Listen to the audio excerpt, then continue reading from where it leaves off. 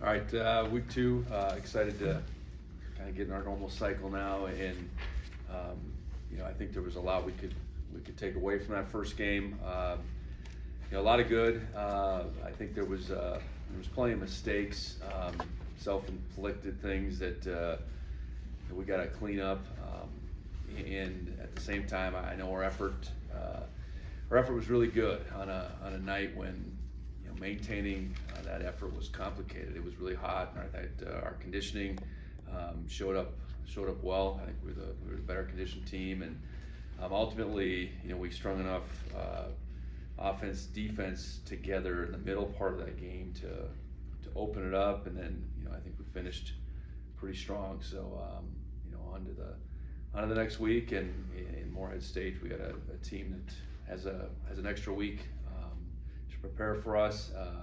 Had a tough game against a ranked team. They're their first time out, but was 7-4 last year, and had a very productive season on offense. They got a lot of new players on the offensive side of the ball. Defensively, they're aggressive in their alignments and their coverage, and so it's a different scenario this week. We're facing an outfit that we've seen on film. Both coordinators, their head coach coordinates on the offensive side, and their defensive coordinator have been in their system or at their program for some time now. So I think we know what we're going to see, and that's much different than it was last week. So excited to get the second week going, and really excited to see how much better we can become in week 2. So, what are some of those mistakes that you hope to see cleaned up by next weekend? Well, we didn't have a lot of penalties, but some really inopportune penalties. A couple of holds on the offensive side that held us back. We had a delayed game. We had a procedure penalty. We had the penalty that went against Ty on the interception return. So I think penalties first thing. I think we need to protect the ball better. I think our 2 fumbles. Typically, we don't fumble the football, and one of them, whether it was a fumble or not, it was called a fumble, and so we got to protect the football better. I think defensively, we didn't tackle as well as we need to. The big runs that they popped were part missed tackles, part a couple times just guys out of position. So, I think the things that we need to do really well is ultimately, we need to run the football, which we did fairly well. We need to stop the run, which, outside of a couple of plays, we did fairly well. We need to protect the passer, which we generally did pretty well. We got after the passer really well. I do think that was a bright spot. I think it's a long list of things that I think we could say we did okay, but there's a long list of things that we need to clean up as well. Why wasn't that Tommy fumble reviewed? Well, I got communication that was clear, as in they looked at it, and it was really quick. I'll try to get a better answer on that through the week. It appeared that the one that they reversed, they took a long look at, and I don't know whether they got that right or not, but they looked at it for a long time. So yeah, I need to get a little clarification on that, because I get that they let those plays go because they do have the ability to come back and look at them. But when you come back and look at it, you want to make sure you get them right. But I got communication that they looked at it. So, any injury updates you can provide? Yeah, with Kagan Williams, first of all, he's suffered from some neck stiffness through the course of camp. Didn't scrimmage our first time out, but it practiced as late as Thursday. It's when you start talking about the neck and the spine, it's a pretty serious situation. So, the long-term severity of his injury, I think we'll probably know more as this week unfolds. But yeah, it's unfortunate. We were really looking forward to Kagan being able to suit up for us and make an impact, and I know he was as well. And obviously that's in limbo right now. Moving forward, I know Simeon went out, and I think will continue to be evaluated through the beginning part of this week. Titan Fleischman went out at the end of the game. Same deal there. I think he'll continue to get evaluated. Brody's fine. He went out at the tail end there. So yeah, a few things. We made it kind of to the very end in most of those cases, and unfortunately, a few of those scenarios popped up late in the game. But Kagan's concern for him. He made this move to get an opportunity to take advantage of the opportunity that we had, and to have it at least at the beginning here not play out. That's unfortunate. And any update on Isaiah and Coy and Kyle Cowrig? No movement as far as their ability to practice and play this week by any means. I think they're all continuing to make progress. I think fair to say we get into the middle of this month, maybe a little clearer picture of when they'll practice for the first time. I know in all three cases that they'll have to practice for, I would guess a week or two at least before they would be in position to play. So, I think those guys, their availability is a little ways down the road, but I think they're all making progress towards, being able to get back and make an impact at some point. And then also, if you had an update on Jahari. Yeah, Jahari, that'll be an interesting one. I know it was an ankle injury that was fairly severe, and we're hopeful that a couple months down the road he's in position to play. A couple months down the road does get us, from when it happened at the end of October. So yeah, he's definitely I think going to be missed in the special teams game in particular. So yeah, that's the update on him. And then Marcus Ware, first start on the offensive line. I was curious if anything stood out from his first start. I think he played solid. Yeah, that our offensive line with some new pieces in some different places, played pretty well. Some of the things that occurred early wasn't necessarily on them. I know, after the game we talked about kind of settling in on how they were playing when McNeese was choosing to play, but really thought that the whole crew, played pretty well. And Marcus was obviously a piece to that, so excited about that.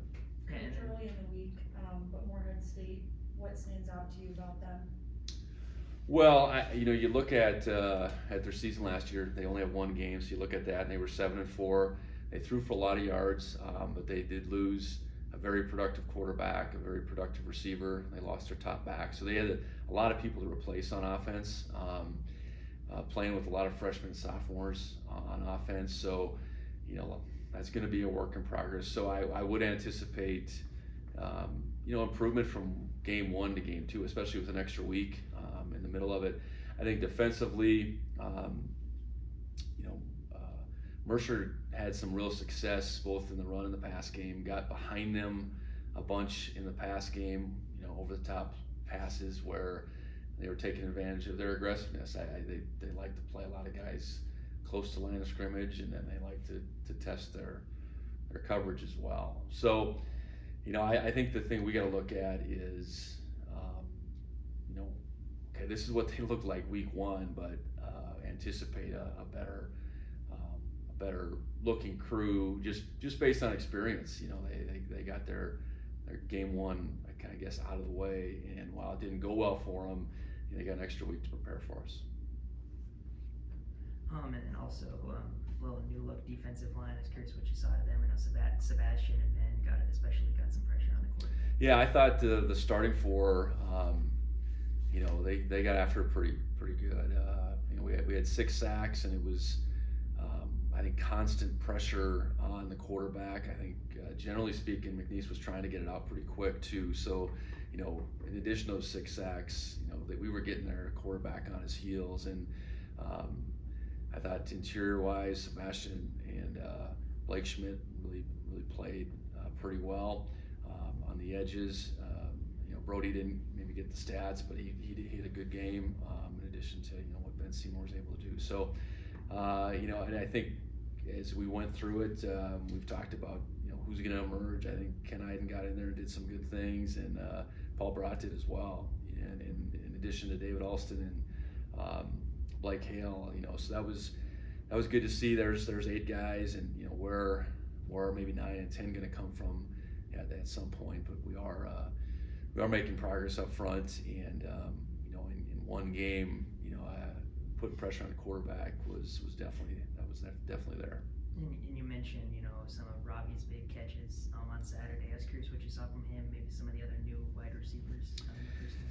Yeah, Robbie, not a ton of opportunities, but made the best of them. I think his catch, I think he had 3. So his first catch that he caught back-to-back balls was a shallow underneath route that he caught and broke a tackle. I do think he's got the ability to do that. We've talked about that. The next play was the diving catch down our sideline. And I think from a takeoff go ball scenario, I think he's going to be tough to contend with there. And that was maybe a different version of what we've seen when he laid out for that ball. And then his touchdown was, I think, a spectacular adjustment to a ball that wasn't really thrown that well. But I think, so he's got a chance to be a weapon out in the field for sure. And those 2 catches, the different varieties showed that. But I think he's got a real chance to be a weapon down in the red zone, which he showed in that last catch. So I'm pleased with that. I thought, Cleveland really didn't get a lot of opportunity. He had, I think, he had the 1 carry, I believe, and he had the 1 target for sure down in the end zone, which was underthrown. I expect him to keep growing. It's just one of those games where we didn't throw the ball a ton. Those opportunities were limited.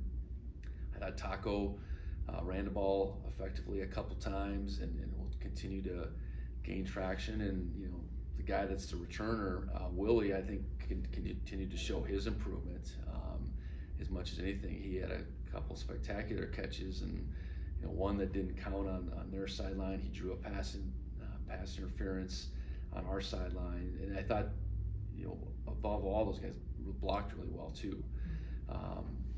That doesn't get enough praise, but it's as much as we're trying to get on the perimeter in a run game, those guys need to step up and block, and they did a really good job of that. Do you think that'll be a continued thing as far as getting them involved in the run game with those sweeps and just more carries? Yeah, I think we have a group that's better suited for it. We were really searching for that last year, and we never really settled in on one guy. Where this year, I think, Cleveland is maybe going to get some touches, but really when you look at Taco and Marquis Johnson, who didn't get any touches, those 2 in particular are different, and I think better suited. So if they can get some touches in the return game, but then on the perimeter in the run game, I think that'll really serve us well. So, we saw a little bit of it, but I do think that's going to continue to be something that we stress. I know, unfortunately, Cleveland probably would have had a touchdown on one that Tommy kept. I'm just thinking back to some of those plays in the game. So, that has to be a real weapon, and the fact that we have, I think, at least 3 guys we feel good about handing the ball off is a comforting feeling. Going back to Morehead State, just from the game film, you've seen what's kind of stuck out defensively, whether you've just seen from the game film, especially against the game against Mercer. Well, I would say this. I think personnel-wise, no particular. This is the guy that we need to focus on. But they did play. I thought they played physical at times, and they were out to stop the run. Certainly against Mercer, they did give up some plays in the run game, but it wasn't for a lack of being physical. And then, like I said before, in the pass game, I think they got themselves caught in some situations where Mercer was able to get the ball over the top.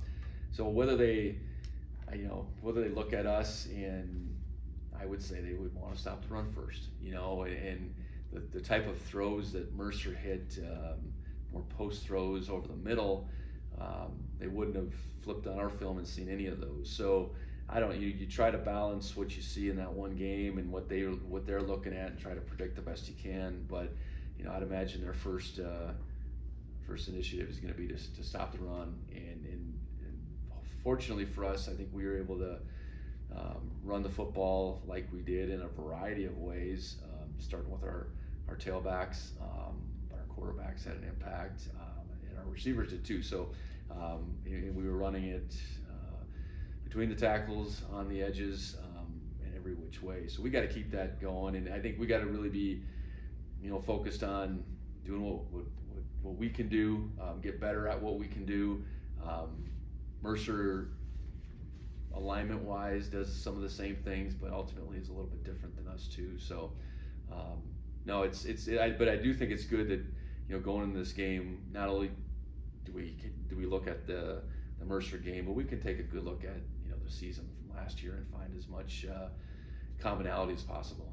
Well, there maybe not is like an actual personnel person that you're looking at on defense that kind of sticks out. Is there somebody on offense? I know it's pretty young on kind of all aspects, especially a quarterback. Yeah, I think you got to start a quarterback, and that understanding that was his first game action really when it really counted. But look at what they intended on, what they did last year.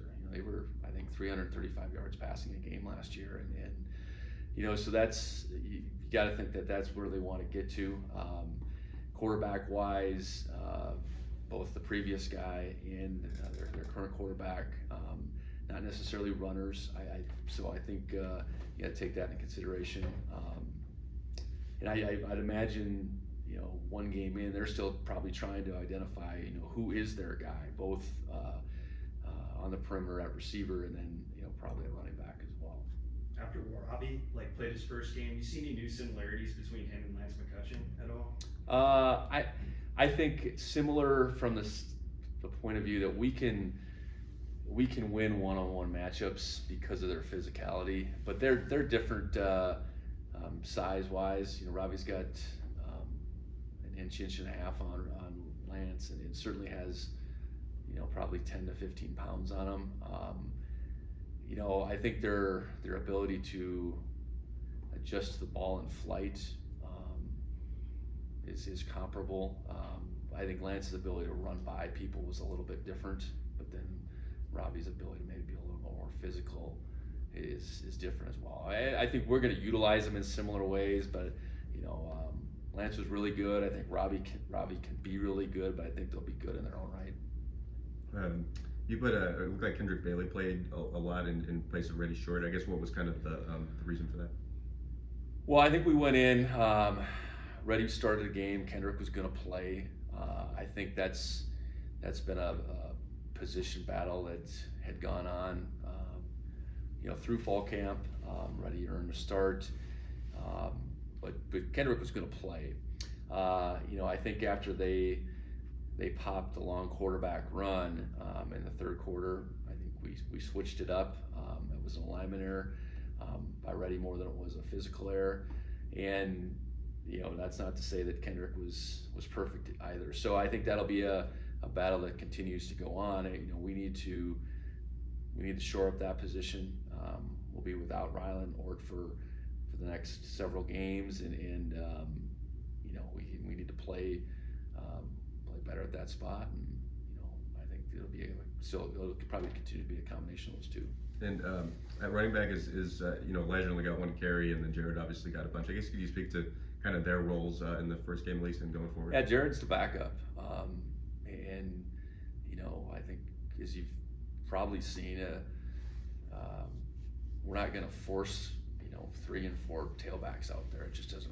We're going to go fast. We're going to keep the guy out there that's out there typically. And Lane, we felt really good about Lane going into this game.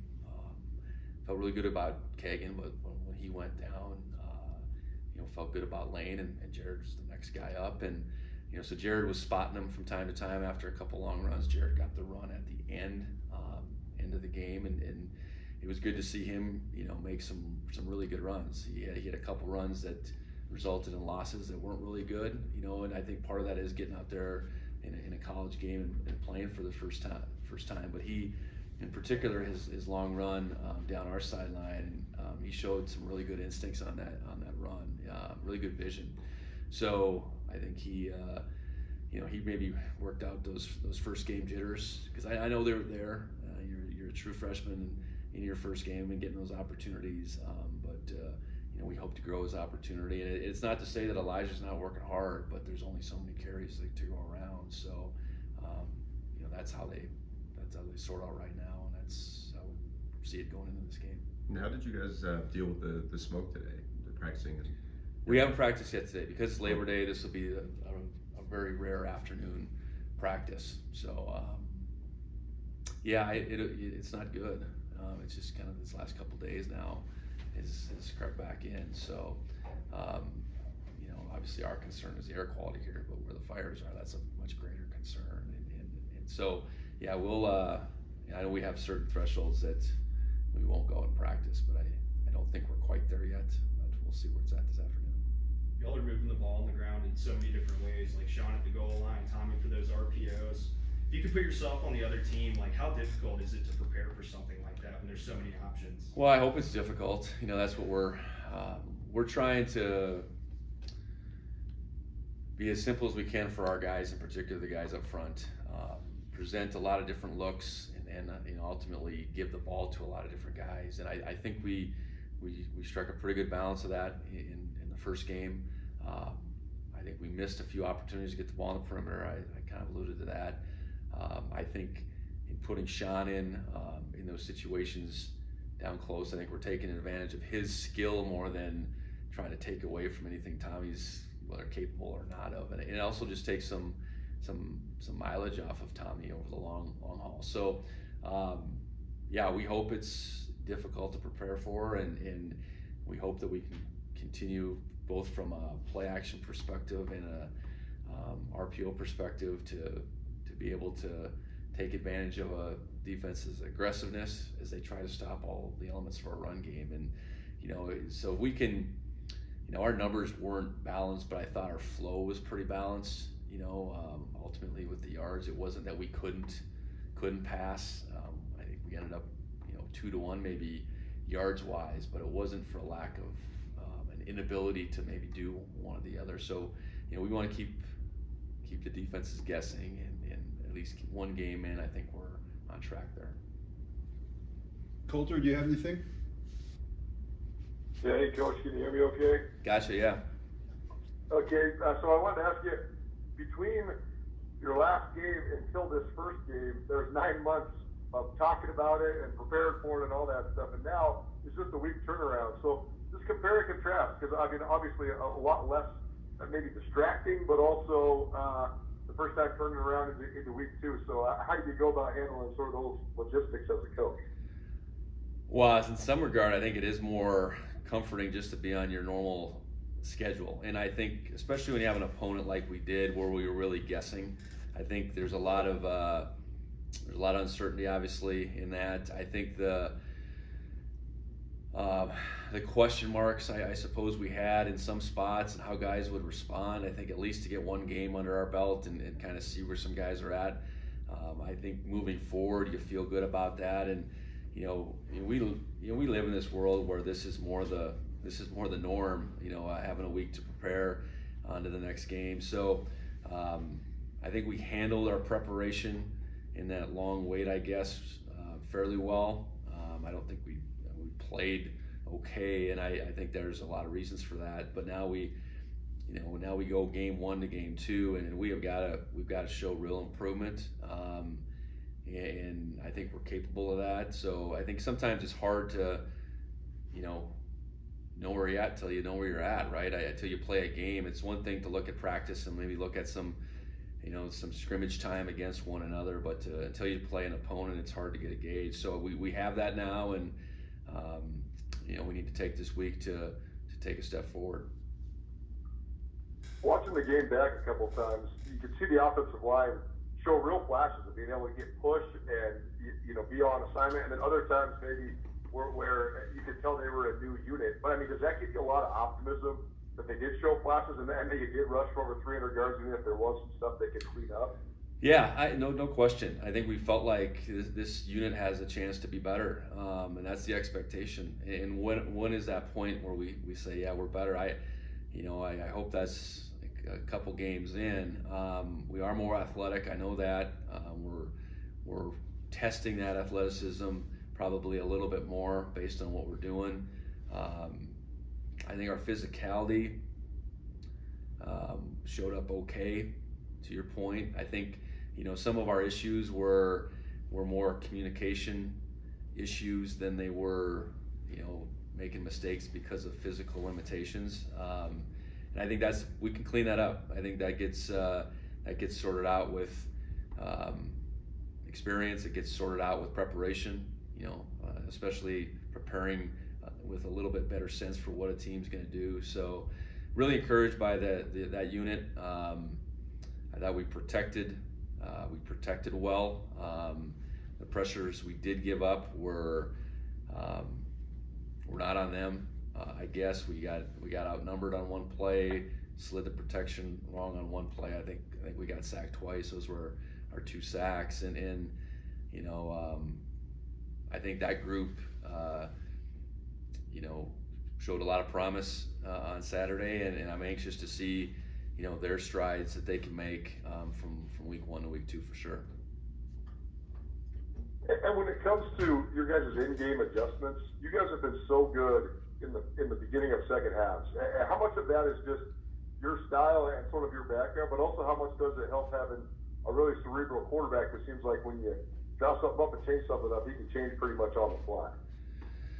Yeah, I think that definitely helps. And I know this first game, we were going to have to figure them out, so to speak, on the fly, and I thought our coaches did a good job of sorting out how they were trying to play us, how they were trying to attack us, and then flipping that around. And I thought the real critical part of that game was our ability to get that touchdown before the half, and I think we started that drive with a little over 6 maybe, and we ate up most of that time, and then we came out in the second half, and while we only kicked the field goal, I think the great adjustment that we made is we got the ball to the tight ends a bunch in the play action game, and then that really, I think, opened things up from that point moving forward. So, there wasn't maybe a ton in this particular game that changed from what we were asking Tommy to do mentally, but he is more than capable of that.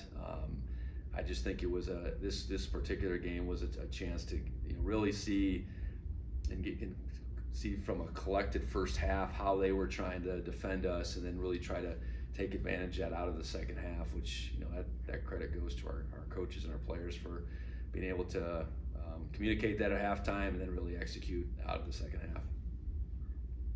Hey, you mentioned just that you had a lot of confidence in Lane coming into this game. I've covered him since high school, and I've always thought he was such a great athlete. He's such a great competitor in multiple sports. So, but from your perspective, what does he do well? What gives you the confidence in him to get the ball like he did on Saturday? Well, I think it's easy to look at him as this kind of steady Eddie guy, but he's more than that. And it's just, I think, where I've seen him shine a little bit more has not, unfortunately, till Saturday, been on the game field. It was in, it was some scrimmages early in the spring, year 1, and then I think that he followed it up with a good spring and fall this year. And it just, it didn't happen for him last fall. He suffered a tough injury down at Wyoming that took several weeks to come back from, and then he got hurt right again. So he really at no point last year, I know there was, it was maybe Idaho State or Idaho, he came in one of those later games and made a run or two, but he really still wasn't 100%. So I think we felt like, okay, when he's 100%, he's got excellent feet. I think he's got the ability to show explosion. In the weight room, he's an explosive guy for a smaller guy. I think he's got good vision. The safety, the free safety, the free hitter got him a couple times, but he made that free hitter miss more times than not. And he's just the type of guy that I think we just felt like whenever his opportunity is going to come up, he's going to answer the bell. Now we need to be able to balance those opportunities out, and that's why it was good to see Jared I think ultimately have some success. But really pleased for Lane, and I think this is just the beginning for him. And 2 more for me. One, you mentioned Taco Della, but I just wanted to ask you more about him because he was such an awesome and electric player at Billings West the last several years. But it seems like it's not only his gifts, but also his confidence. I mean, he seems like he totally expects to be on the field when he's on the field. So how much do you think that adds to his ability to actually be on the field? That's huge. I mentioned jitters for Jared. I don't think Taco had any jitters. I think Taco knew that I'm going to be asked to return some punts. I've done that all my life. It's not super complicated, and he went out and did it that way. Now, he didn't get great opportunities, but I thought he made excellent decisions back there. And I think we feel really good about him in that role. And then, you know, I think he had a couple carries, and I think he showed, you know, I think he just can go out there and play. And for some, that's complicated to get to that point. But for him, I think there is a lot of confidence in who he is and what he can do. And, you know, I think our coaches right now are asking him to do things that he's absolutely more than capable of. So just the beginning for him, and, you know, appreciate the way he went about things in one game. And last thing then, you know, again, there was so much talk about last year and your first year and coming into year two and the national championship run and all that. Now it's just into the season. So from your personal perspective, how excited are you to just concentrate on football, concentrate on each week as the season rolls on? Yeah, I think that's, you know, this stretch and how these weeks unfold is really what we're made for as coaches and players alike, and just the ebbs and flow of a season with different opponents, different schemes, you know, dealing with adversity, dealing with injuries, adjusting your roster, trying to continue to create competition. I think this is what it's all about. And you know, what we did very well last year, for the most part, is we continued to improve as a football team and create momentum. And we need to do that this year. We need to be a different team in week 2 than we were in week 1, and we sure as heck need to be a different team in November than we are here at the beginning of September. So the charge this week is to, you know, clean things up,